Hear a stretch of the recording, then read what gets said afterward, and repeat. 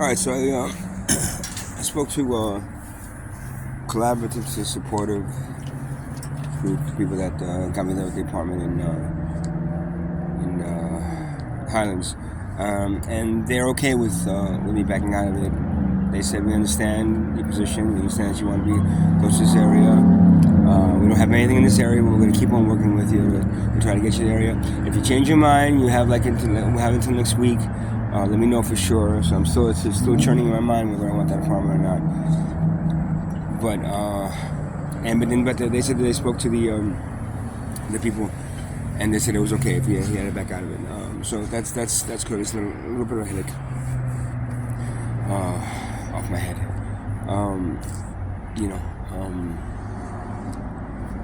I mean, I don't know. Like I said, without transportation, I'd be stuck there. I'd feel stuck. And if I'm going to be stuck in a place, what's going to end up happening is I'm going to leave there. I'm not going to go back. I'm going to go and get a hotel room where I feel more comfortable in, and then just, Because again, I'm not somebody that can just go into a place and be quiet. If everybody wants me to be, go in a place, be quiet. By 10 o'clock, everything's off. No music, no nothing. No, you can't. I can't. It's a small apartment. Another little small apartment next to me, on top of me. So I'm gonna be bothering people. One thing about this place is that I can play music anytime I want to, anytime I feel the necessity to and record stuff, and not have to worry about it bothering anybody or anybody calling the police on me and saying noise ordinance. That's the beauty of me having a studio, but the studio, the healing center. But the healing center, after a while, the people moved in upstairs and they started complaining. And I've been through this everywhere I've been,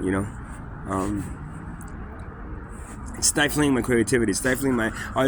You have respect. I gotta respect. I know I gotta respect people. That's the problem with this society. Everybody wants to be respectful of their 9-to-5 job and what they do to feed the corporate monster. To be a slave to the corporate monster. Okay, great. I'm sorry, I can't do that. So I'm up most of the night sometimes.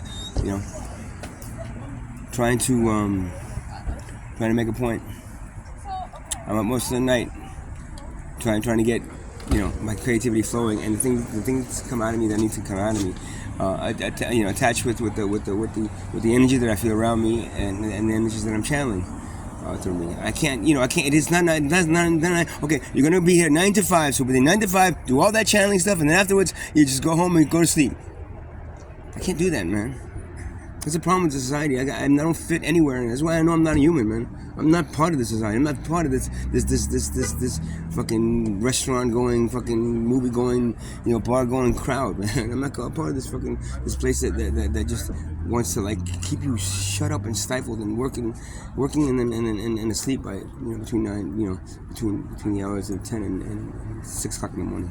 But not like the ones we had last time. Yeah. I can't soundproof which I did invest a whole bunch of money on an apartment that I got to throw around next year because I had to do too much modification on the apartment. I'm stuck, man. Fortunately, out here in the street, in Tent City, I can do whatever I want to do, except defend myself from getting beat up by people that want to beat the shit out of me. I don't have a gate. I can't build a fence around the thing. I can't put a little tiny house. I wish I could put a little tiny house in there. For me, if I had money, I swear to God, I would buy that fucking land back there and put tiny houses for everybody that's living right there. Put tiny houses in there and fucking clean the whole place up and put tiny houses in there for everyone and everybody stay there. Because you know what? The people that they're staying there, the reason they're staying there is because of the same reason I'm staying there. Because if they gotta go back to a society that's gonna fucking put them in a town on do this, you gotta do it the right way, do this, they're gonna be fucking after a while. They're gonna be so fed up. They're gonna walk away like I did. You continue to do. I don't. So that's the thing, man. Taking this apartment would be okay, a good way to me mellow out and just kind of but then again, I wouldn't be back in that same space that I was. After I got Guillain-Barré syndrome. It took me 8 years to get my activist voice back, man. It took me 8 years, man. It took me the time that I met my girlfriend, ex-girlfriend Barbara. She met me when I was recovering from Guillain. So I still was trying to heal myself from the virus that attacked my body, man. It almost killed me. I was healing myself, so I went through a healing process. The healing process was actually very, very nurturing, and very, very helpful. And it helped me build my career as a sound healer. The only problem with that is that after a while, my activist voice started coming back. And just before COVID, when COVID hit, I started feeling the sense of like, hey man, I got my voice back. You know what? This shit's wrong. But I couldn't really say anything because I'm in a place where my girlfriend's telling me, no, don't talk too loud. And my business partner said, no, people won't come in. And I had a business with people coming in. We want the old John used to back. We want the old John used to back. And then all of a sudden I found myself, the activist in the recovering, from almost, from a disease that almost killed him, John Euster guy. I found myself, the activist going like, what the fuck are you doing, man? You hear healing people, you hear telling people to ignore what's going on out there and focus within. But meanwhile, they need to not ignore the stuff that's going on out there. They need to change what's going on out there. And then this John Euster. You know why in Occupy Wall Street there were so many people that living in the park? Because a lot of those activists were homeless, man. Because a lot of these activists are homeless. We don't have one because you know why? Because everywhere we go, that you start the activism up. We get thrown into cages. We get arrested. We get hassled, beat up, whatever it is, man. Everything happens to us because they don't want to hear. People don't want to hear the truth. They want to hear some fluffy bullshit lie like Thanksgiving.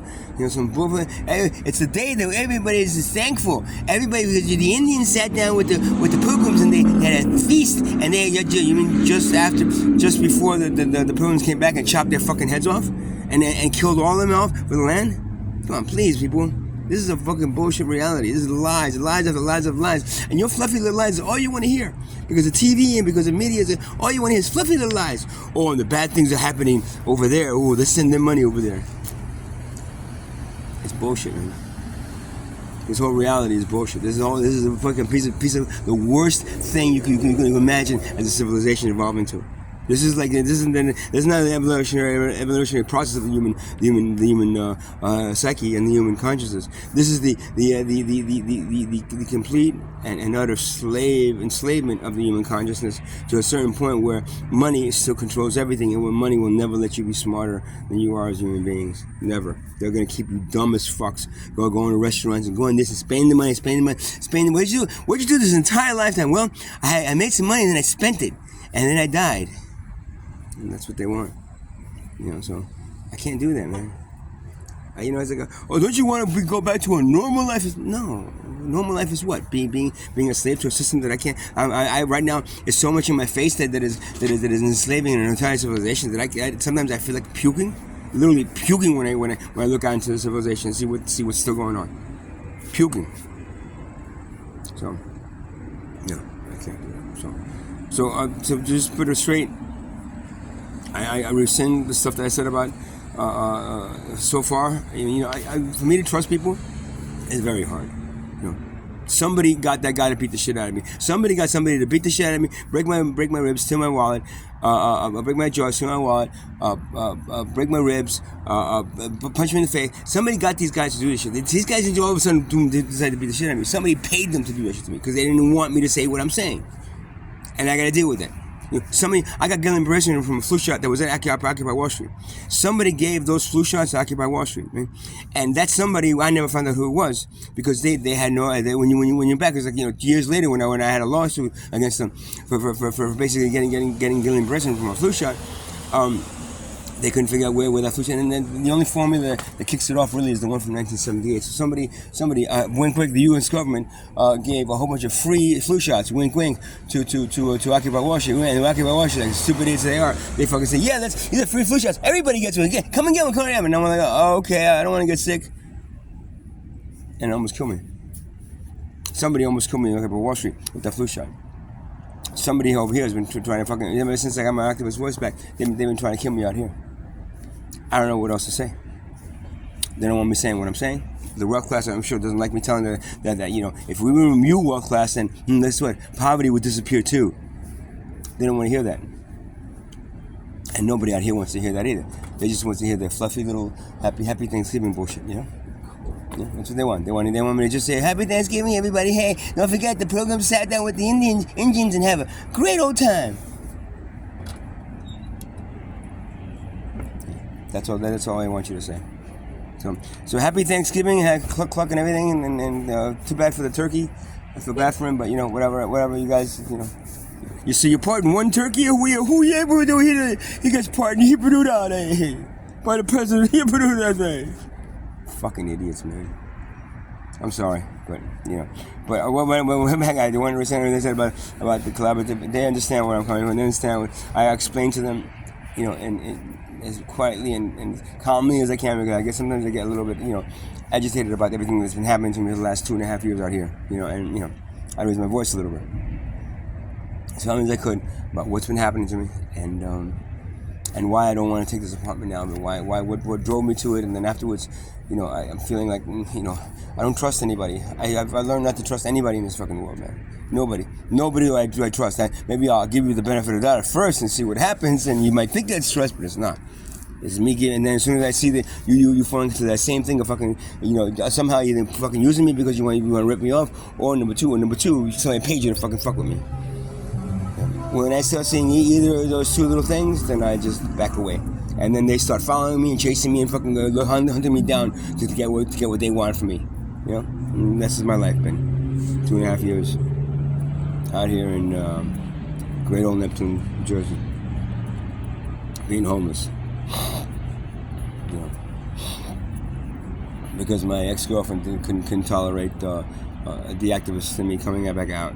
She wanted that guy buried down in the grave, and then we want the happy John used to play the balls for us and make us feel oh so happy.